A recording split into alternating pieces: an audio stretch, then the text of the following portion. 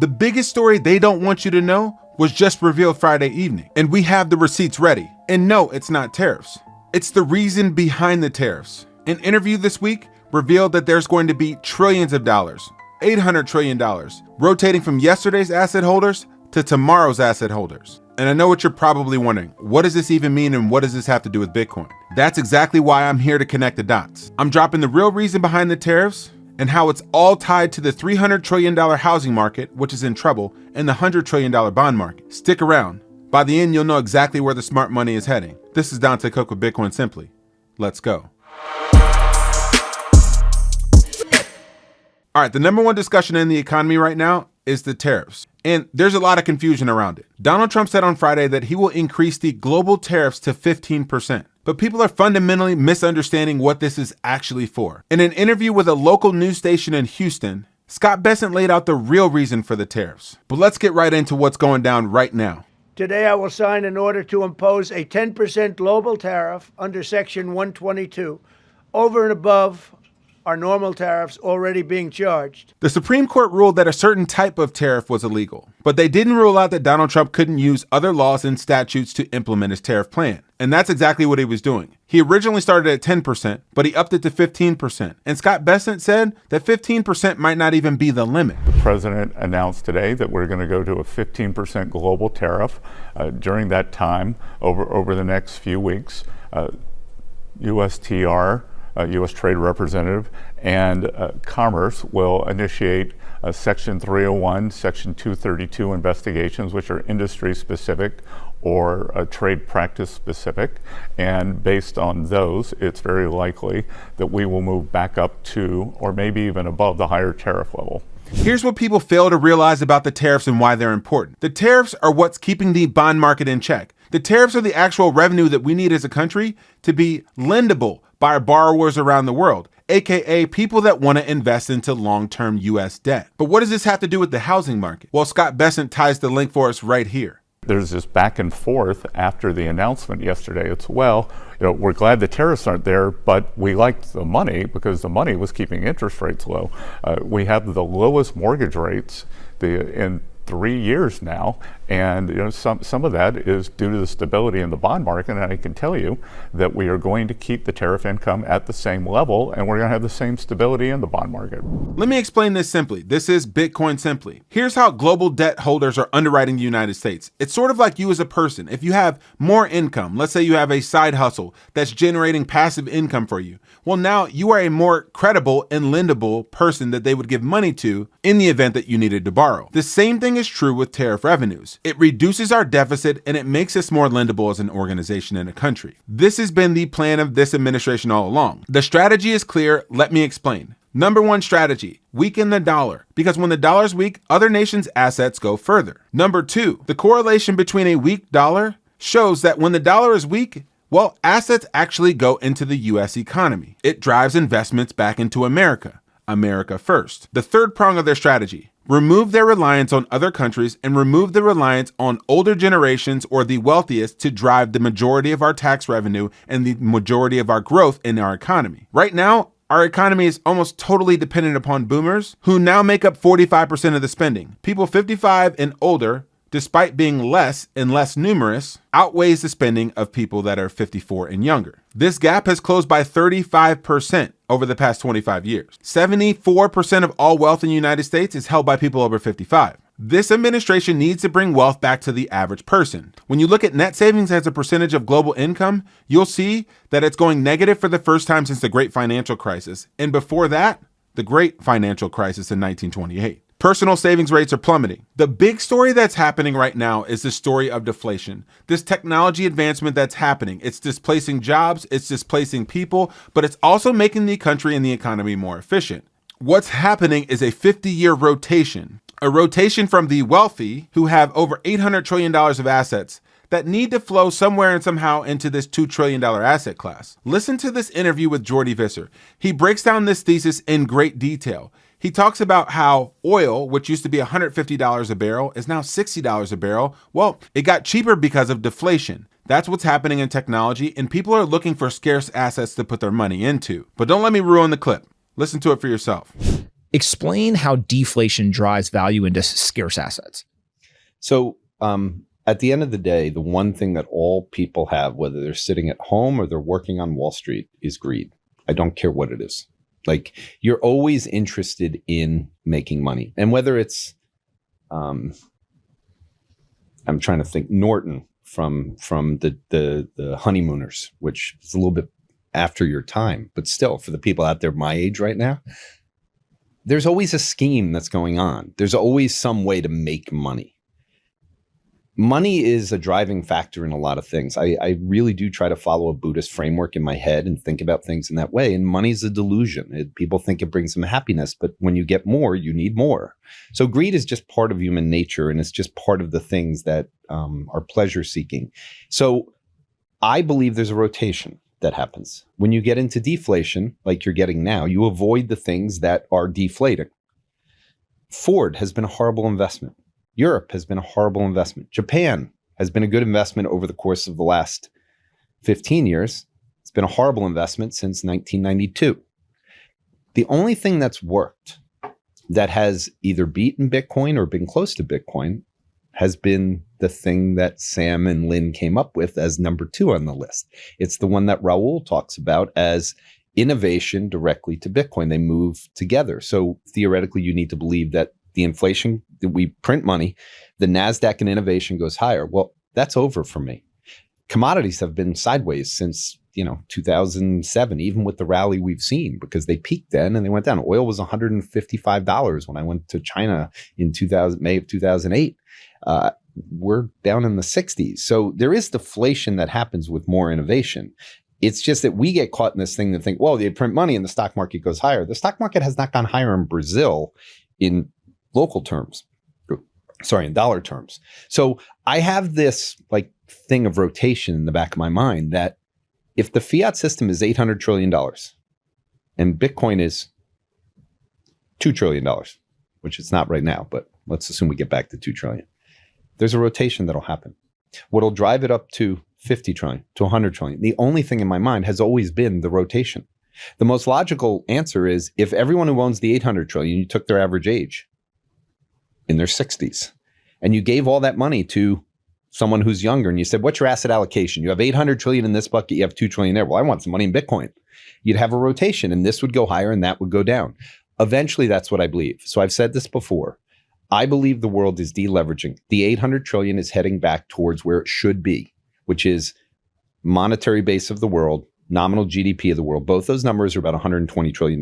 Now, the question is, do we go from 800 to 120 trillion overnight? Well, that was the Great Depression. That's not allowed. That's what the governments are going to do everything they can to prevent. The more likely scenario is that we come down in this manner over the course of 20 to 50 years. What role does this mean for Bitcoin? What role does Bitcoin play in a deflationary world? Well, we'll get to that right after we thank our sponsors. Ledn has been the leader in Bitcoin-backed loans since 2018. They've been perfecting an institutionally backed asset class that is the first institutional Bitcoin asset class rated by the S&P, saying that it has an outstanding credit rating. All this means to say is, when you don't want to sell your Bitcoin, which you don't, you can borrow from the most safe and trusted vendor in the game, which is Ledn. They've issued over $10 billion of loans to tens of thousands of customers. The fiat gets in your account in less than 6 hours, and the application takes just 2 minutes. They have over 1,000 5-star customer reviews. The process is simple, fast, transparent, and institutional grade. Go to learn.ledn.io/simply to unlock liquidity in your Bitcoin without selling it. Another way that you can continue in your Bitcoin journey is by becoming fully sovereign over your Bitcoin, by running a node, owning your keys, managing them privately, confidently, safely, securely, being able to pass them down to future generations. Well, you can do that the right way by getting a coach at thebitcoinway.com. Schedule a free 30-minute meeting with their team at thebitcoinway.com/simplybitcoin. The natural state of the economy is deflation. This massive rotation out of the stagnating real estate class, out of the stagnating bond market, which is $400 trillion, and overall there's $800 trillion in wealth. What you're seeing right now is deflation in practice. Asset prices in homes are capped. The bond market no longer has the return potential that it used to have. And stocks are now being disrupted by AI. So the market cap that used to go to these large companies that generated outsized returns now have to flow somewhere else. And when deflation happens, people need to put their money into a scarce, hard, and desirable asset. But one of the things that happens in a deflationary world and economy is it's completely contrary to the economy that exists today. Jeff Booth talks about how the existing economy is in direct opposition to this deflationary economy. And something has to give. People need somewhere to put their assets, somewhere to put their hope in, and somewhere to put their trust in. And that's why this $800 trillion rotation is going to flow into Bitcoin. Listen to this clip from Jeff Booth. There has to be more things, more fear, coercion, control to keep you, more surveillance to keep you in that system, because it's not natural. The natural state of the free market is deflation. We serve each other, right? With that though, do you think they always know, or do you think their responses are natural responses to them trying to balance the books as best they can? So if you start with the first principles of those two things, a debt-based system can't allow deflation. Natural state of the free market is deflation. They can't ever go together. They're opposite systems. So that system can't balance the books.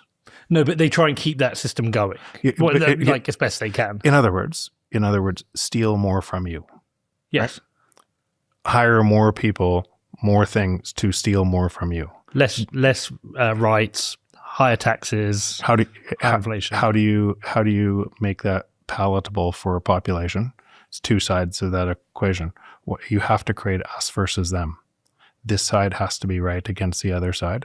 One side moves to socialism because that side is looking at all of the people who don't have assets, and they want a piece of the pie, so they vote for those people that will promise them free money for nothing, and it expands. One side moves to fascism to be able to pretend they were in a free market, right? But it's not a free market. And that divides society on both, and it's always happened. It just, we replay the system when we go to war, and then we start again. But how much do you think it's organic, and how much do you think it's planned? There is no they, right? That's why I start from a system level. Now, there are people who will find, if you had a system based on theft, and we know that system is based on theft, right? Now, that's a harsh word because most people don't know that. But if you had a system based on theft, how could you resolve the conflicts in the world from a system based on theft that had to increasingly increase the amount of theft because the natural state of the free market is opposite? So it's unfixable from a system, or you could say it a different way. Where we are with technology, where we are with how fast technology is moving, a debt-based monetary system cannot work without concentrating all power in very few people who tell you what you get. Okay. And who are those? I had Simon Dixon in here, and he told me that the asset managers run the world. Yeah, and I actually like Simon. I really like Simon's stuff, and so, but we look at it from different paths. That fear of creating another they removes our own ability to do something about it. Okay, right, and so that's what the system will want you to do. Here's a way to I don't know. Let's go to your next question instead of the Bitcoin. Well, so I mean, is there you talk about there's an inevitability that this fiat system will collapse. It's not natural. It's not natural, but when does it collapse, and how will we know it? I mean, we know it's collapsing. Is it always collapsing, Yep. or is there a collapse? Is there a moment where you're like, okay, this is cooked, we're done? So again, it collapses when we stand up and make it collapse. Typically, when we stand up and make it collapse is when we lose trust in that system because it extracts so much from us that we can't, and that's why typically that system reverts back to the same system. And because we go to war thinking that there's a resolve, it resets. Resets. And then World War I, World War II, same thing, resets through time. And then we build nice monuments to say we'll never hurt people again, build institutions that end up driving, essentially enshrining theft. And all of those institutions are part of the next thing that makes it collapse. And when people start to see it, they start to There's probably no one watching your show right now that if they just looked at that from a first principles, can't see it in them. They're mad, they're anxious, they're fearful. But what ends up happening is if you put in, it's not you, it's this person, right? You can get people to bite on anything because you want to believe it's somebody else. Just remember, would you allow a monetary system based on debt, which is this studio, all the restaurants downstairs, the entire world, every banking system, would you allow that from that system to allow deflation? And you wouldn't, right? So we'll finish this podcast. You'll go spend money in that system and think it's somebody else, right? And it's us inside that system that we have to opt out because there is no resolve from that system. But the more we're in this, the more mad we'll get, right? The more I'm going to solve it, right? A whole bunch of people will, yeah, you're the guy and the other person's the bad guy, because they'll want to believe it's not them. So right now, Bitcoin has been looking like Punch, the Punch that was outcast by his family and his friends. But eventually, when $800 trillion rotates out of the traditional asset classes and into Bitcoin, well, Punch is going to look like something entirely different. The big story happening right now isn't tariffs. It's the reason behind the tariffs. It's that if we don't have tariffs and we don't have income coming in from other sources, well, we're not credible as a nation, as a borrower. And therefore, the bond market will blow out, which will cause mortgage rates to go even higher, making housing even more unaffordable than it already is. Understand that the rotation out of once desirable assets, bonds and real estate and gold and other things are going to flow into a $2 trillion asset class. This is the big story. Don't miss the forest from the trees. This is Dante Cook with Bitcoin Simply. And if you get value from this, do share this video and subscribe. And if you want to go further in your Bitcoin journey, get hooked up with our friends at Saz Mining. They'll sort out all of the stuff that you don't want to do when it comes to mining Bitcoin. Finding a machine, sourcing the power, negotiating the contracts, repairing the machines, making sure they're up, connecting your wallets. What you do is connect with their team and they'll handle the rest for you. Use the QR code to get started with Saz Mining today. This is Dante Cook with Bitcoin Simply. Happy stacking.